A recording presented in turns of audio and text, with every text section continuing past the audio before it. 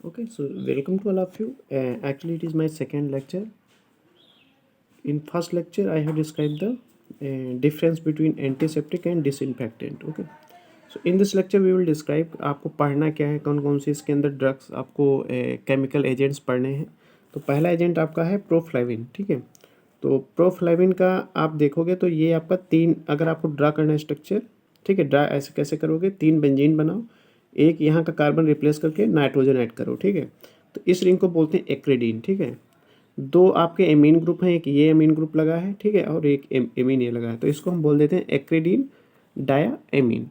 ठीक, और ठीक है, तो ये काम कैसा करता है, डिसइंफेक्टेंट और एंटीसेप्टिक दोनों तरह से काम करता है। ठीक है, डिपेंड करता है आप कंसंट्रेशन इसका क्या ले रहे हो। ठीक है, तो कंसंट्रेशन के आधार पे ये दोनों काम कर रहा है, डिसइंफेक्टेंट और एंटीसेप्टिक।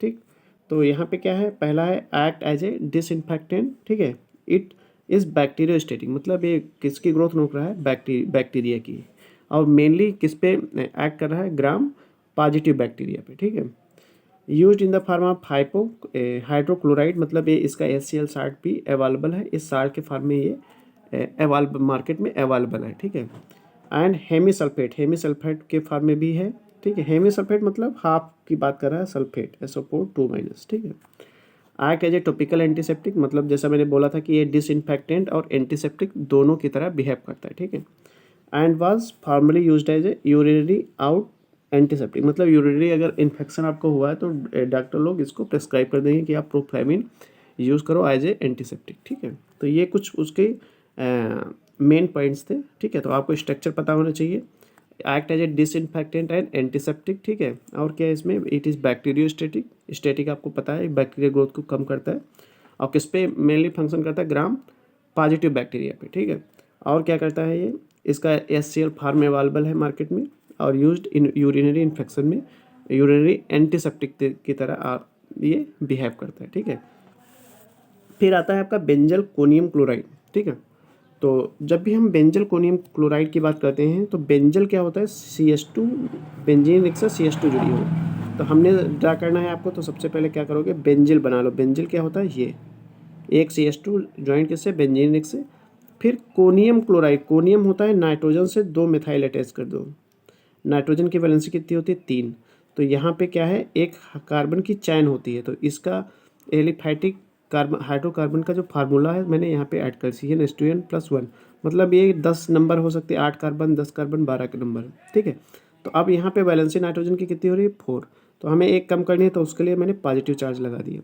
ठीक, तो it also known as a alkyl methyl benzyl ammonium chloride. एक एल्काइल मिथाइल मतलब इसकी बात कर रहा है, ये वाली चैन के बारे में एल्काइल मिथाइल, बेंजाइल आपका ये मोइटी है, और अमोनियम क्लोराइड ये आपका अमोनियम है, क्लोराइड मतलब इसका क्लोराइड साल्ट अवेलेबल है। ठीक है, it acts as a cationic surfactant, जितने भी साल्ट अगर चार्ज साल्ट है, मतलब नाइट्रोजन के ऊपर चार्ज है, तो वो सरफेक्टेंट की तरह बिहेव करते हैं। तो it is a cationic, cation मतलब चार्ज का कैसा है, पॉजिटिव, तो कैटायन मतलब कैटायनिक चार्ज है, तो it acts as a cationic surfactant. ठीक है, it also known as a quaternary ammonium compound. Quaternary मतलब नाइट्रोजन की वैलेंसी 4 यहाँ पे शो कर रहा है, तो इसको क्वार्टरनरी बोल दिए। अमोनियम मतलब जैसे NH4 होता है, तो 4 वैलेंसी हाइड्रोजन से वहाँ थी, बट इसमें क्या है, मिथाइल जुड़े हैं और कार्बन चैन जुड़ी है, तो इसको क्या बोल दिए, क्वार्टरनरी अमोनियम कंपाउंड। ठीक है, परफॉर्म 3 फंक्शन, बायोसाइड्स है, कैटायनिक सरफेक्टेंट की तरह बिहेव करता है, और फेज ट्रांसफर एजेंट की तरह भी बिहेव करता है। ठीक है, तो ये हो गया आपका बेंजल कोनियम क्लोराइड। ठीक है, फिर आपका आता है सेट्रीमाइड। सेट्रीमाइड क्या होता है, it is antiseptic, showing anti fungal and antibacterial antiviral. ठीक है, तो एंटीसेप्टिक तरह बिहेव कर रहा है, कंटेनिंग 3 क्वार्टरनरी अमोनियम कंपाउंड। अब देखो इसमें क्या है, एक हाइड्रोकार्बन की चेन, लॉन्ग चेन है 11 से 13 कार्बन तक। ठीक है, मतलब 14 to 16 हो सकते हैं, यहाँ पे कितना है, 11 से 13 मैंने दिखाया। ठीक है, बट इसमें क्या है, 16 तक भी हो सकते हैं। ठीक है, तो एक किसका मिक्सचर होता है, इसमें 3 मिक्सचर होते हैं। C12 जहाँ भी हो जान लो डोडिसिल है, C14 हो मतलब टेट्रा डिसाइल, टेट्रा डिसाइल मतलब डिसाइल होता है 10, टेट्रा मतलब 4, तो 14 हो गए। डिसाइल 10, डोडी मतलब होता है 2, तो 10+2 कितना, डोडिसिल हो गया। हेक्जा डिसाइल मतलब डिसाइल 10, हेक्जा मतलब 6, तो हेक्जा डिसाइल मतलब C16 की बात कर रहे हैं। और सब में ट्राई मिथाइल अमोनियम ब्रोमाइड सब में कॉमन है, ठीक है, देख लो ट्राई मिथाइल अमोनियम ब्रोमाइड सब में कॉमन है। तो आप लिख दो कि it is a mixer of C12 C14 and C16 ammonium bromide, ठीक है, या फिर dodecyl tetradecyl and hexadecyl trimethyl ammonium bromide, ठीक है। तो ये 3 कंपोनेंट इसमें है, आप देख सकते हो, ठीक है। नेक्स्ट हम बात करते हैं आप क्लोरोजैलिनॉल। अब क्लोरोजैलिनॉल क्या होता है? क्लोरोजैलिनॉल की बात करोगे तो ये आपका बेंजीन है, बेंजीन से ये आपका पोजीशन 3 पोजीशन, ये अगर यहाँ एक ग्रुप जुड़ा है यहाँ पे तो उसको बोलते हैं मेटा, अगर यहाँ जुड़ा है और यहाँ जुड़ा है तब क्या बोलोगे? आर्थो, और यहाँ जुड़ा है यहाँ जुड़ा है तो उसको बोलोगे पैरा। तो 1/4 पैरा, 1/2 आर्थो, 1/3 मेटा। तो यहाँ पे 1/4 पे एक OH लगा, यहाँ पे क्लोरीन लगा है, और उसकी मेटा पोजीशन यहाँ से लोगे मेटा पोजीशन तो मिथाइल मिथाइल, ठीक है। तो पैरा क्लोरो मेटा जैलिनॉल। जैलिनॉल क्या होता है? ये स्ट्रक्चर जो है इतना, इसको बोलते हैं जैलिनॉल। और पैरा क्लोरो, इसको तो क्या बोल सकते हो? पैरा क्लोरो, मतलब पैरा की पोजीशन पे क्लोरीन है, और जैलिनॉल ये पूरे स्ट्रक्चर जैलिनॉल, तो पैरा क्लोरो मेटा जैलिनॉल इसको बोल दिए, ठीक है। इट इज़ एन एंटीसेप्टिक, ठीक है, used in surgical instrument washing, ठीक है। एरोमेटिक कंपाउंड है, आल्सो यूज इन डिसइंफेक्टेंट। तो यहाँ पे एंटीसेप्टिक और डिसइंफेक्टेंट दोनों की तरह ये बिहेव कर रहा है, ठीक है। फिर आता है नाइट्रोफिरेंटोइन, ठीक है, नाइट्रोफिरेंटोइन TOIN, थोड़ा स्पेलिंग देख लेना, आप लोग वैसे भी नहीं समझ पाते, ठीक है। तो नाइट्रोफिरेंटोइन आपके पास सिलेबस होना चाहिए, तो उसमें ड्रग का नाम देख लेना, ठीक है।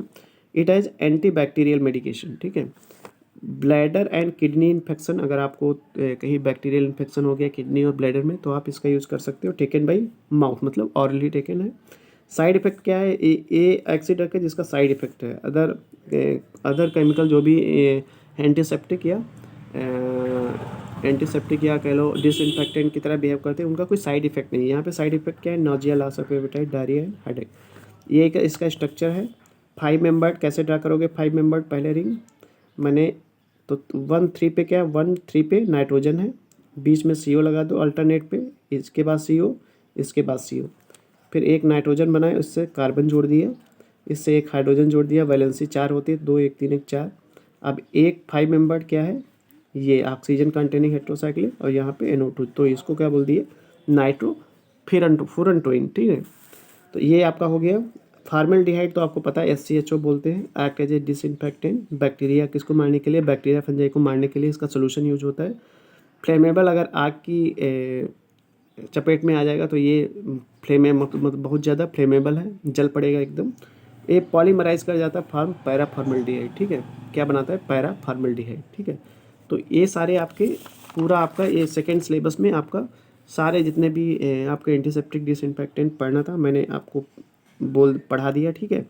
तो ये लेक्चर सारे आपके जितने भी एंटीसेप्टिक डिसइंफेक्टेंट आपके सिलेबस में है, एक्सेप्ट 2 मैंने शायद यहाँ पे छोड़े हैं, हेक्साक्लोरोफिन, ठीक है, इसको मैंने छोड़ रखा है, और सारे मैंने कवर कर रखा है, ठीक है। तो आपको स्ट्रक्चर पता होना चाहिए, 3-4 पॉइंट अपने आप से लिख सकते हो। ये एंटीसेप्टिक मेजरली क्या है? ये सब कुछ ना कुछ एंटीसेप्टिक और डिसइंफेक्टेंट की तरह बिहेव करते हैं, बट आपको ये पता होना चाहिए कि डिफरेंट एंटीसेप्टिक और डिसइंफेक्टेंट में क्या है, ठीक है। तो आप देख लेना, ये अपनी नोटबुक में नोट डाउन करो, ठीक है, अच्छे से, क्योंकि लास्ट टाइम में एग्जाम के टाइम आपको स्ट्रक्चर रिवीजन करना है। इसके पहले भी आप ट्राई करो कि स्ट्रक्चर ड्रा करने का, ठीक है।